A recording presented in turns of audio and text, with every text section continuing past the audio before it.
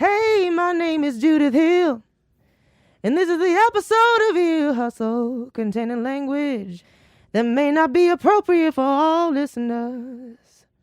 Discretion is advised.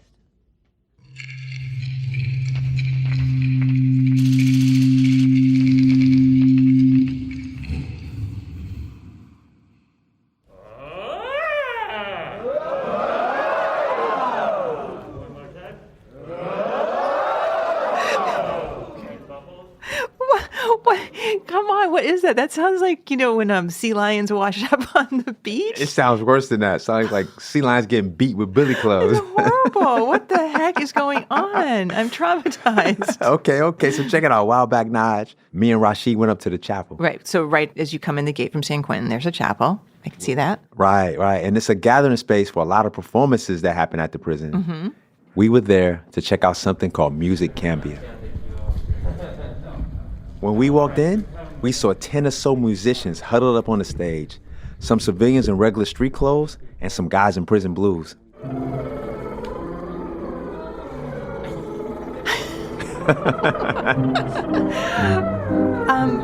This sounds pretty wacky. Are you sure this wasn't an improv class? This is really music? Yeah, I know it sounds crazy, but I guess that's just how professional musicians warm up.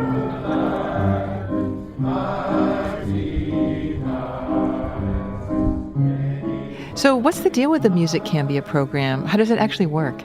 So Music Cambia brings in professional musicians from the outside to work with guys in prison. So, these are really professionals? Yeah. Ra and I were starting to wonder what we got ourselves into. I bet. But then this woman walked up to the mic in the center of the stage, and she started singing.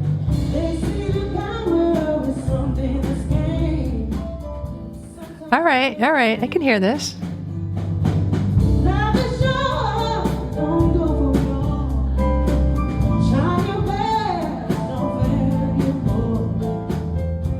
My name is Judith Hill. I'm an artist from LA. Okay, I don't have the Google, and you're being very humble. I need you to tell me who you really are. Okay, I'm Judith Hill. You mean like you want more detail about like Your music career. my music? Okay, well, my music career. Okay. Okay, she's not doing a good job of it, so let me just tell you. Okay. This is Judith Hill. She sang with Prince, Stevie Wonder, and Michael Jackson. Wow. Trifecta. Yeah, she was featured in a documentary about backup singers called 20 Feet from Stardom. That is such a great documentary. I wish I would have saw it. A lot of people know her from being a finalist on The Voice.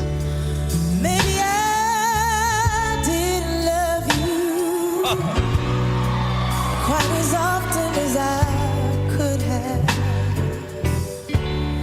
And maybe So Judith Hill had come into San Quentin to be part of this program. And what's cool about the way Music Cambia works is that these songs were written by incarcerated guys working with Judith Hill and a handful of other professional musicians who come into the prison to collaborate on the show. I love hearing that because you know how sometimes they're like famous musicians that come in here and they perform for the guys and you can tell they're like all puffed up and proud of themselves for coming in and performing in a prison. But this sounds like a collaboration. Yeah, this was unique. Yeah, nice.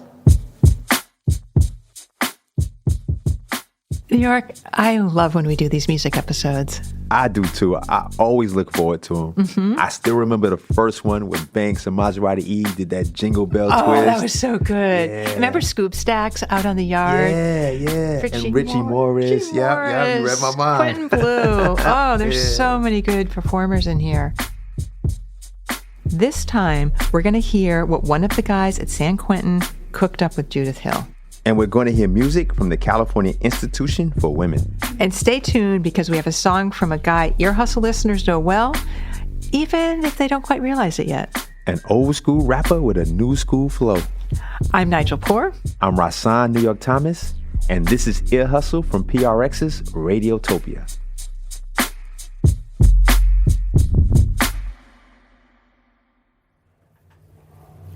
Growing up, my heroes were not like quarterbacks, they were guitar players. Like Jimi Hendrix is right up there at the top.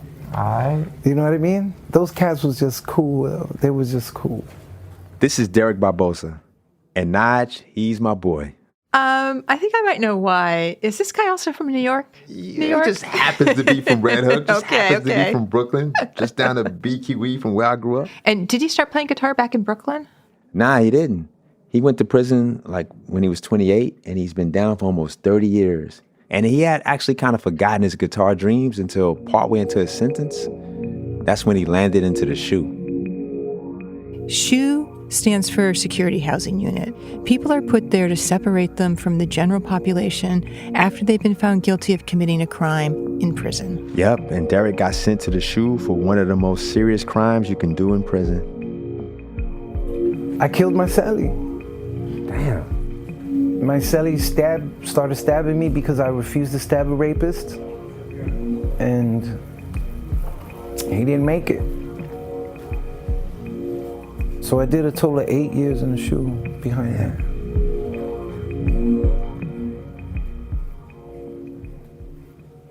While I was in the SHU, I had promised myself to do something I always wanted to do, but never got around to it from just procrastination in life, and it's play the guitar. I don't know who wrote the book, but who taught me how to play guitar in prison was Guitar for Dummies. That got me through the basics. And did I feel like a dummy as I was starting out? Absolutely true. I felt like a big dummy because I sounded like, ooh, I sounded rough, yo. Be glad you didn't know me back then. Be glad you didn't hear me back then. It's frustrating, it's tedious, it's boring, and you sound like crap, like forever, until you start sounding good. So you hit a few sweet notes would get me enough to get to the next sweet note, and the next. And as soon as I could play a song halfway decent, I wanted another one, and another one, and another, and I'm still the same way. Nothing has changed. So Derek kept practicing, and then about a year ago, he got transferred to San Quentin. And I think that San Quentin's actually pretty unusual in the California prison system in terms of the amount of music programs here. For sure, really unusual. And when Derek walked into the music cameo program for the first time, it pretty much blew his mind. I've never been a part of anything like what San Quentin has to offer. So when I came in here, I didn't know what to think. I didn't think it was going to be this. So I recognized her immediately from the voice, because she's one of the finalists. And Judith got on the keyboard and sang a song, and she just blew the doors off of this place. I'm surprised there's still a roof connected to the wall.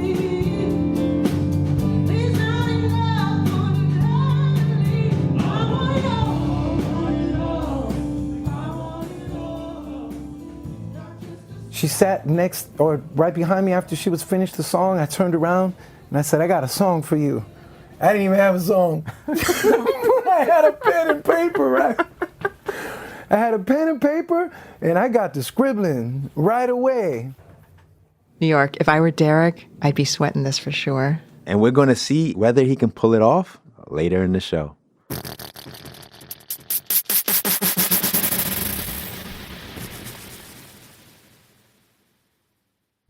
What's your name, brother? My name is Cassell Meters. Okay. What's your talent? I do singing. Okay. I love music.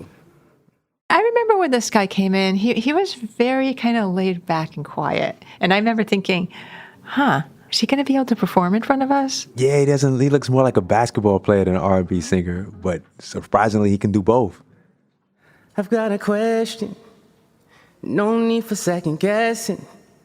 You see, I've been through it all before. The kind of heartbreak you can't ignore. How long have you been in prison? 14 years. How old are you? I'm 33.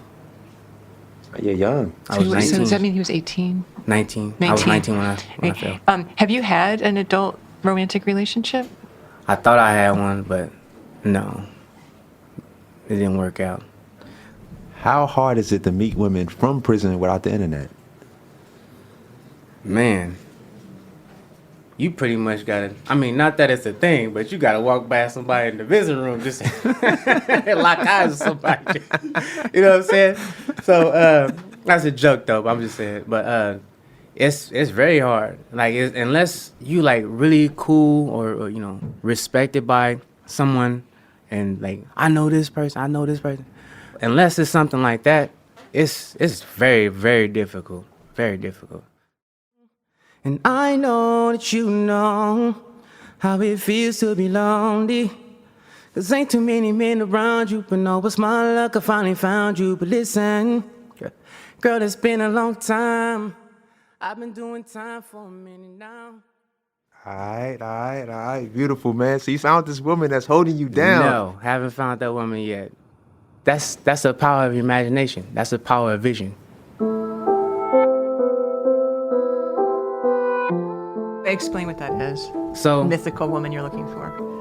the woman she's down with you no matter what. No matter how much time you're doing, no matter if you're angry or you're having a difficult moment, she's still there through everything. She can't really relate, but she understands what you're going through, is willing to just be there. Okay, what's the difference between that and a mom? Oh, man. Oh, hold on. Wait, I might can answer this question. What's crazy is, mind you, I love my mom. I've always strove for the acceptance of my mom. Well, I'm Because- just saying you're talking about someone that's just going to take care of me. Yeah, They're going to take care of me. the separate two. Yeah, my Yeah. mom was not that woman. Okay, but It let's not just just say came about in. your mom, but I'm just saying about in general. You're asking for someone to take care of you. That's, Not really take care of me, Why just would you be say there for me, there? really. What does this woman get out of it? What else can she be besides someone that's there to take care and be there always for you? She will be a woman who, in return, will always be careful, will always be loved. I will always be there for her like she was there for me. That type of woman, how can you turn away from that kind of woman? Well, it's a fantasy of what a woman is. It sounds Yeah. very like fantasy. It is a dream, right? But we see it. We see women who've been in that visiting room Right. for decades. Yeah. They stay down. And so they're rare, but when you see it and you know it exists, it's something you can hope for. So, yeah, I'm a hopeless romantic. So what? Okay, so since you really want to meet a woman, give us an old-fashioned personal ad. Oh, wow. I see, I don't got time to think about this. I got to put... From that song, I thought you've been thinking about it for a long time. The song speaks for itself, you know. But nah. Yeah, my name is Cassell Meters. I'm 33 years old. Okay, tall, dark, and handsome. My name is hold on. You got to start that over. Like, okay, my name is Cassell Meters. I'm from San Francisco, California. But yeah, You uncomfortable talking about I'm very uncomfortable talking about myself. I don't know. For somebody who sing, I would think you would be just out. I mean- I'm a genius. I figured it out. Sing your ad.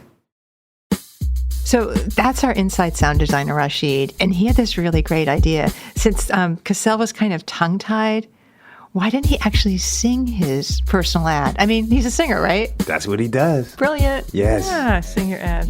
Yeah. Tell them who you are in song. Then that way, I'm from San Francisco. Tall, dark, and handsome. You crazy. Oh my God, y'all crazy. 6'3" 3/4. Cassell wasn't comfortable singing his personal ad either. No, he wasn't. So we decided to produce one for him. Ladies, here you go. Yeah, my name is Cassell Meters. I'm 33 years old, born November 26, 1988. I've been incarcerated for about 14 years. I'm driven, respectful, I'm kind, I'm affectionate, I'm caring, I'm good looking. So I'm looking for somebody who's also driven, who's kind. The woman who is down with you no matter what. No matter how much time you're doing, if you're angry or you're having a difficult moment, she's still there. That type of woman, how can you turn away from that kind of woman?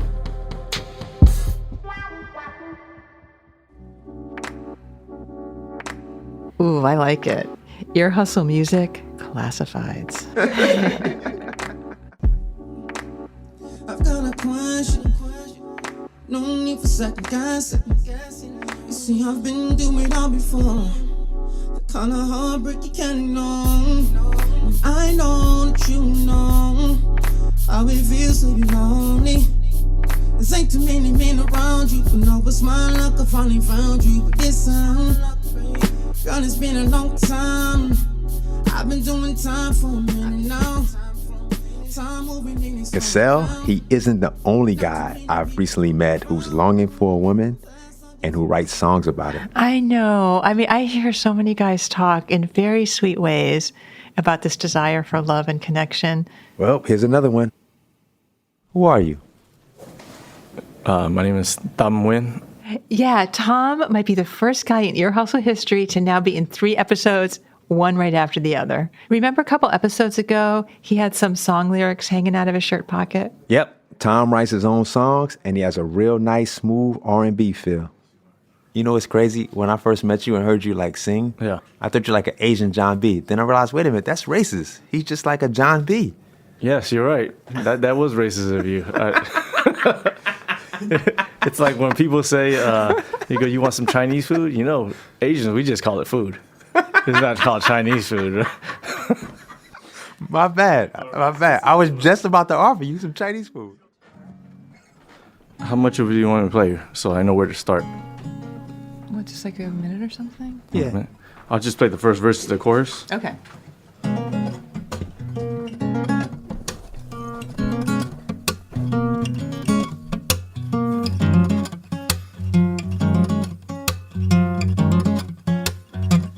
Can't help that I get so obsessive when you step to me, focused on your hips.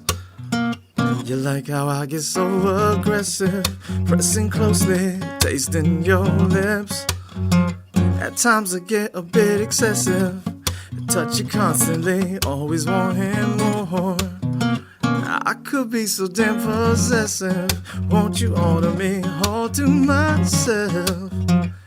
There's something in the way that you look at me, in your eyes, like I'm the only one you see, makes me want you more. There's something in the way that you sing to me, on your lips, calling my name each time you breathe. I need you desperately. Oh, how come running when you go? It's so hopeless, I'm so hopeless. Own me right down to my soul. This can be the only way. Ain't no one going to see. Originally, the song came up because I was writing defects of character for my CGA group. CGA stands for Criminals and Gang Members Anonymous, and it's one of those self-help groups that a lot of guys at San Quentin take. And one of my steps was to write down my character defects. So when I wrote it out, I noticed that I'm a very obsessive person. I can be a possessive, excessive, all those things that I mentioned there.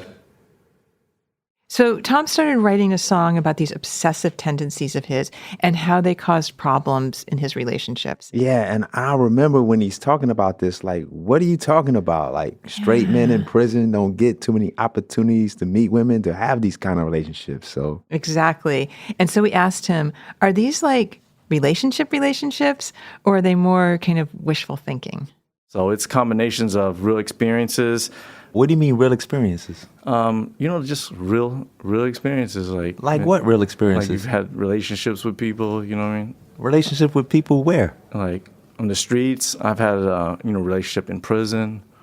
A relationship in prison? Yeah. With who? I had a relationship with a staff at one time. Can you talk about it? Enough.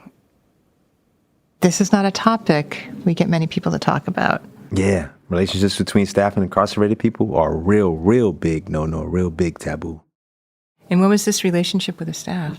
It was like a couple of years ago, like maybe a year ago. Ooh, A year ago? Yeah, it was about a year ago. So you just wrote this song? This is brand new. Yes. Tom had been in prison for 18 years by the time he met this woman, and they got to know each other. Yeah, and at some point, Tom really crossed the line. He asked her for her phone number. I felt it was reciprocated, my flirting, my joking, my friendship. And I don't know how I asked. I know that I asked. My adult life, I've been here since I was 22. I'm 42 right now. So that means that, and then before that, I was in juvenile incarceration, homeless, gang life. There was no time for a relationship, not real relationships, not even with another, like, friend. They were just my gang friends. I joined a gang because I felt alone. I wanted a family. So having somebody where they accept me for, just going back to the song, somebody that knows me, that became my friend, that's seen it, heard it, accepted it because they see I'm trying to work on it. Yeah. It's one of the most uplifting things. It motivated me to even try to be better. Yeah. In an ironic way, even though I'm doing stuff wrong, I want to be better because somebody recognized it and said, I can care about you because of it.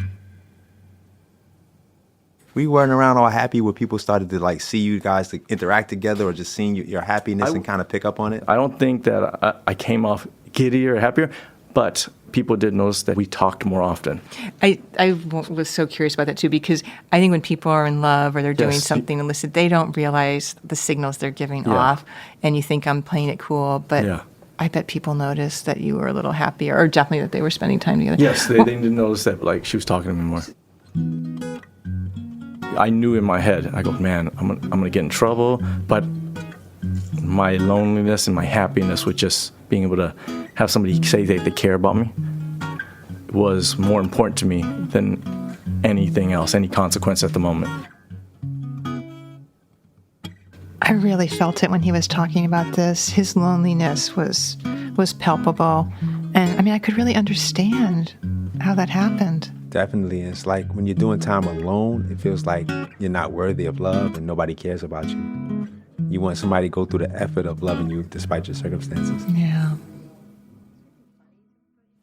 And there's a part of me at one time, I was going to die in here. I have a double life sentence, and I was never going home. So being in the relationship, I tell myself, okay, I care about this person. I feel happier. I could give it up right now and not be as happy, and I might die in here still. So my selfishness took over, and I said, I'd rather be happy right now. I was selfish. I just wanted to be happy. It overrid all my reasoning process at the moment. I was obsessive about how I felt in that relationship, to be able to see them daily, or whenever I could see them. How did it go bad? How did you guys get found out? Somebody said something. You know how prison's like, whether they know or not, as long as they drop a kite, you know what I mean? And then they start looking into it. Did you feel like it was coming, that moment Yes, was coming? I did feel it was And coming. how did that, like, were you getting stomach aches? Were you nervous? I felt tense, stressed all the time, but more, I felt bad that it might be coming to hurt their life. What did she give up, or what process did she go through once this came out? She had quit her job, basically start over. Yeah. You have to go find a whole new career. And what did you give up for this relationship, do you think? My own, like, mental health. You know what I mean? This has been stressful for me. So this happened about a year ago, where I've been transferred several times to random places that I probably shouldn't be. And then they transferred me out again because of this. I'm worried about retaliation by officers. I've had officers, they pull me over, and they say something. They make a comment, and then now I'm paranoid, I'm afraid. I mean, you both gave up a lot. Yeah. And how did you decide that was worth it? For me, we're still together. Oh, wait, you're still together? Yes. I don't want it to be like this. I wish it could have been some other way. I wish I would have walked away, or, I would have transferred. I would have transferred myself right away. I wish that's what I would have done. I regret it every day that I hurt her life. But to feel happy for somebody who's not had happiness is something that, for me, I look at and I weigh and go, it was worth it.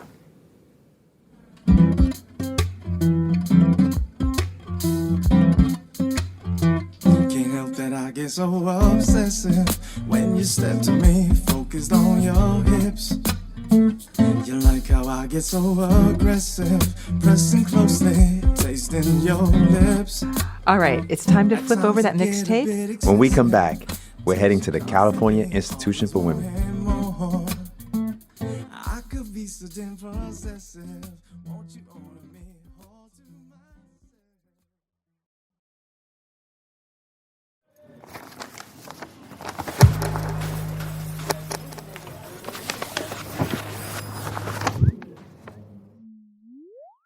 Okay, New York, this is pretty exciting. First time we are having women in the music episode. Yes, and their stories are pretty different. I mean, Cassell and Tam, they were longing for romance. But at CIW, We ready for y'all.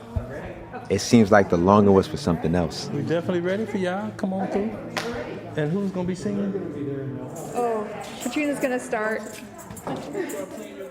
So Katrina's 30 and she looks even younger. She's small, kind of like this sprightly presence with this kind of punky hairdo. Before she played, we talked to her about her childhood, and she told us that she was removed from her birth mother when she was just 2 years old. Any memories of being that little? It's literally just one sole memory of my childhood. I remember a step, like a step that leads to the door. And I was locked in a garage, and I just remember sitting there. There was a vehicle with no wheels sitting on bricks, and I was like just curious to be wondering like why I was there, what am I doing, how do I get out? Not fearful, not anything, just curious. And I described the house to my sister, and she's like, how did you know that? Like, you were like 1 year old then. It must have been like an impacting moment to have been able to recall that memory. Apart from that, nothing. Were you locked in there or did you get locked in there? From what I hear, I was frequently placed in there, just like locked in there, And so, I don't know, maybe it was my timeout section, so. Katrina was adopted by another family, and she didn't see her birth mother for years until she was in her late teens. Did you know of her? Through story, not necessarily, just kind of, my adopted mother was, just passed down a little bit of stories, not the greatest stories. Some of the words were used to describe her were crazy, unstable, and neurotic, I guess, yeah. I didn't even know what she looked like, having grew up in a household that made it really clear, like, I was now a part of their family. I wasn't even shown pictures. And so it was really neat that when I did eventually meet her, I am like a dead set image of her. Like, you recognized her right away, like that has to be related. It definitely has to, definitely had to be related. There's no not owning me. And so there's a specific song that I wrote, just my own personal experience of being 22 years old, having just recently met my mother at 18, and then being arrested and faced with 15 to life, So that obviously evoked a lot of emotion, and it in turn it produced a song. So here it is. 5, 6, 7, 8. Got a mother praying for her daughter, and a daughter crying for her mother.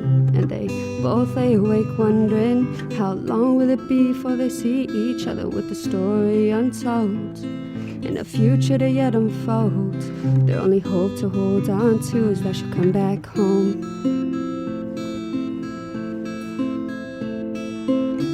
Hello, haven't heard your voice in a while, and genuinely want to hear you speak. My mother is a character.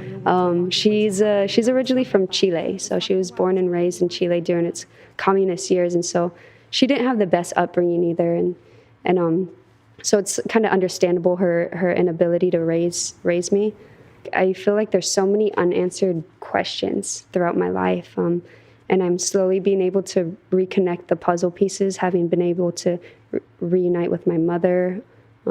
She's still that kind of like gallivanting wanderer, so I don't get to stay in contact with her much because she's always on the go. Is there anything that you would like to thank your mom for? Even though I know it sounds like you have a problematic relationship, is there anything you would thank her for? I say this with all humility, but this face, though, I'm just kidding. No, I really do appreciate being able to say that my heritage is from Chile, and I'm just appreciative of being able to actually see that in me and my genetics, you know, where I come from. Okay, so just, did we get that? You're thankful for your face? Yeah. Okay. Yeah. That's good, that's good.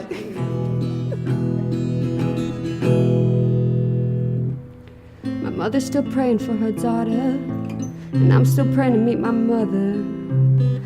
both lay awake wondering, how long will it be before we see each other again?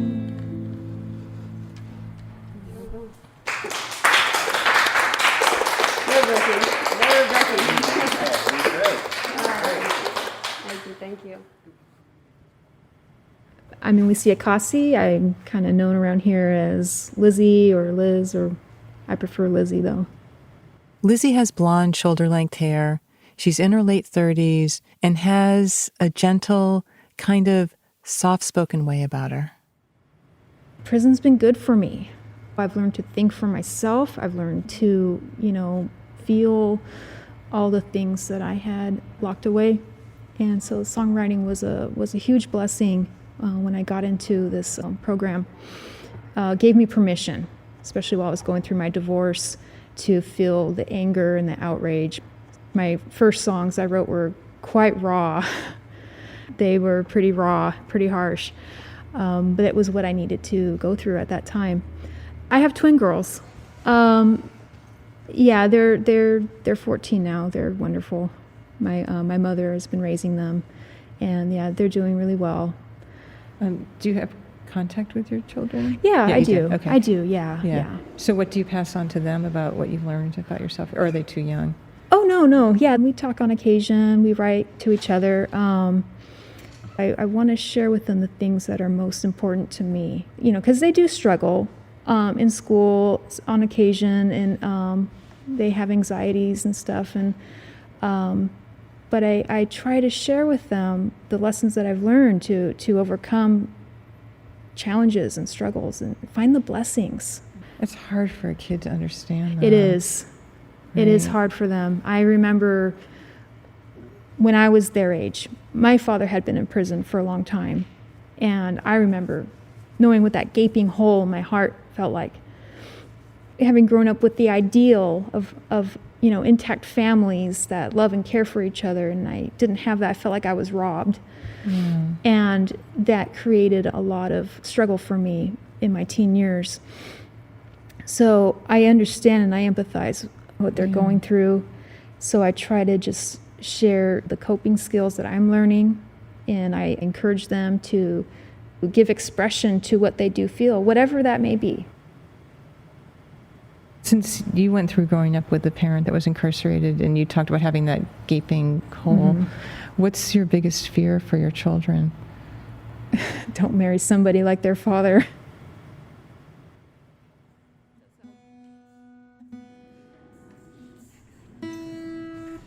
There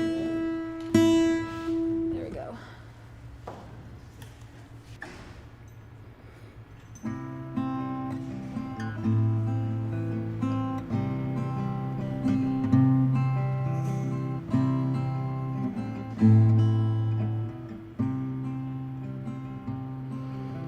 There are no words to say. Light leaves the day. Silent prayer leads me there. Open up my heart. Let me see the day. Hear the words. Need them to stay. Don't say, make it go away.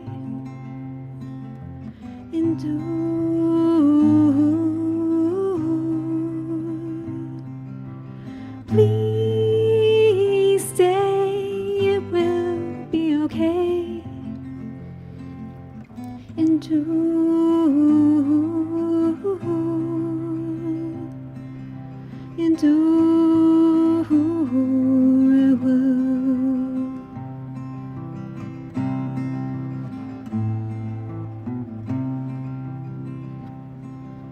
There's light inside my eyes, helps me see for miles.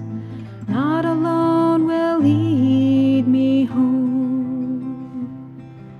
So much more to see, more to understand. It's meant to be, to lend a hand. Don't say, just make it all go away. Into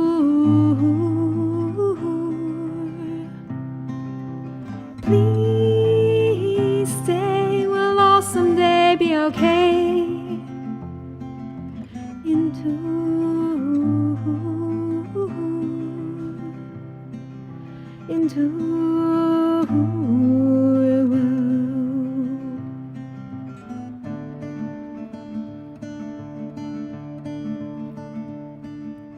look toward the horizon, far away from here.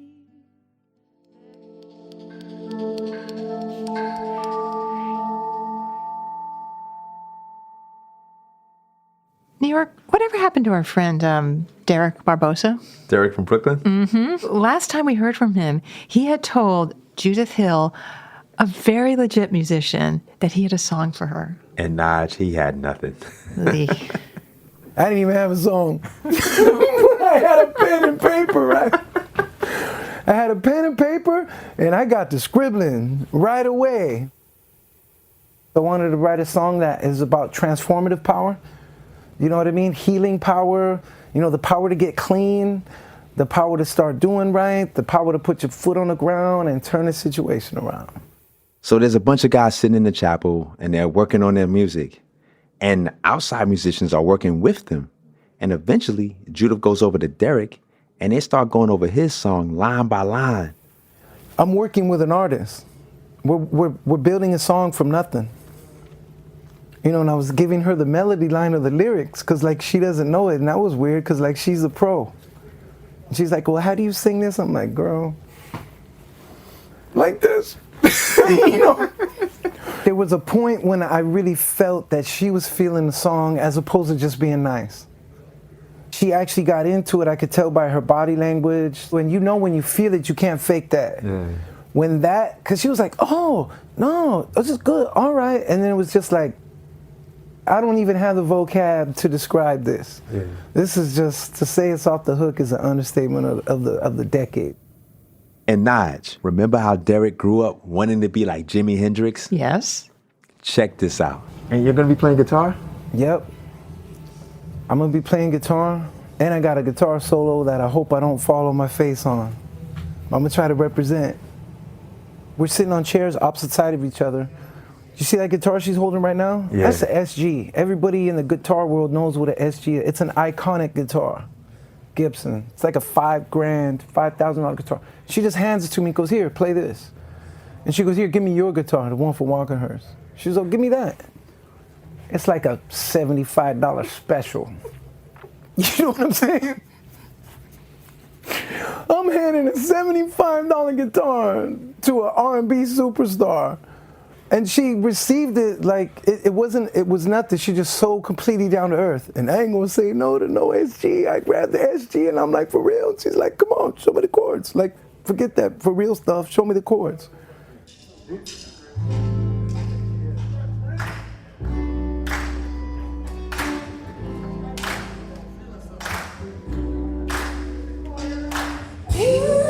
So play for me. Penetrate my situation inside me free. Take me for a ride and show me what it's all about. Show me a silent good thing, baby. Turn it on the inside out with the power. Radiate my pain with the power. Before I go insane with the power. By the diamond in my core with the power. Before we go, remember that old school rapper with the new school flow we promised you? It is none other than our inside sound designer, Rashid Zinnerman, with eucalyptus pedals. League of Extraordinary Gentlemen.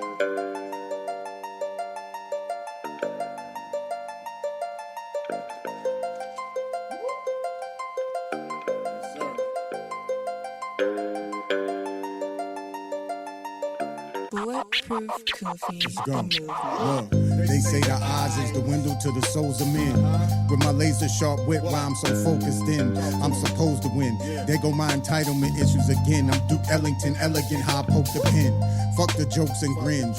Objects are most closer than they appear in mirrors that the smoke is in. The joke is crazy. I try not to let it faze me and puff and reflect on things I've been going through lately. The monotony of my days got me contemplating my impact. A water drop in the ocean's wave. That's that ocean spray. And peace to all of my brothers in chow halls that's eating halal and kosher trays.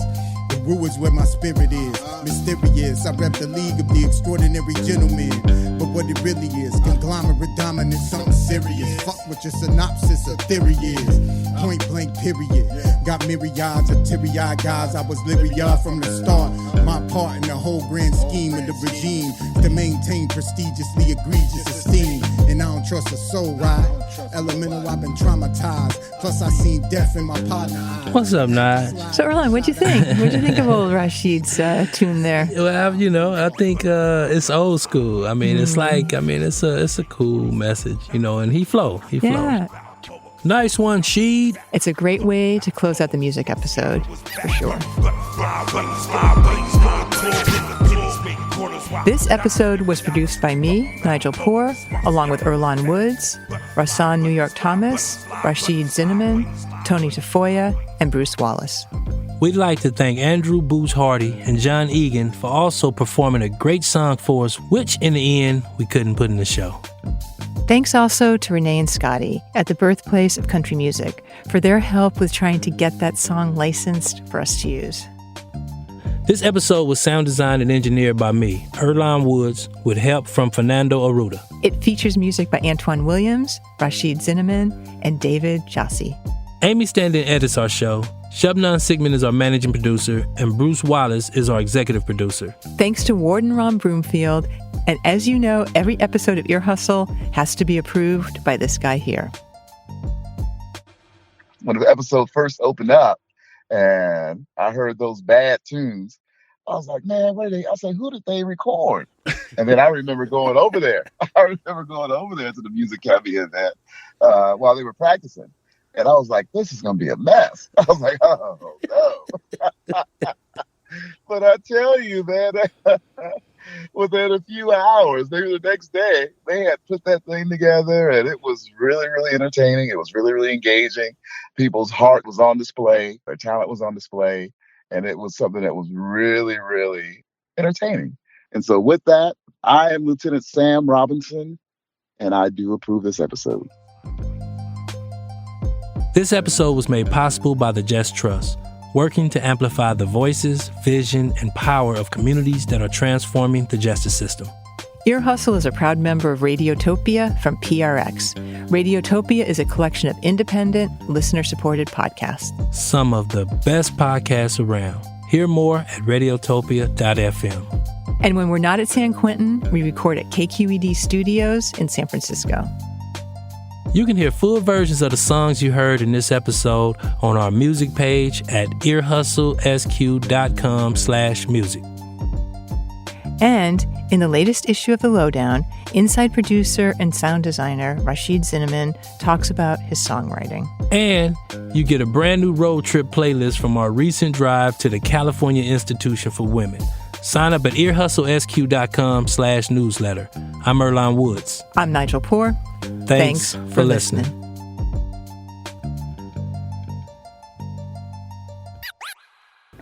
Turn me on to that good thing, baby, and turn it on inside out with the power and all that. I can't sing. Don't laugh at me out there. Well, you know what? Go ahead, laugh. Radiotopia from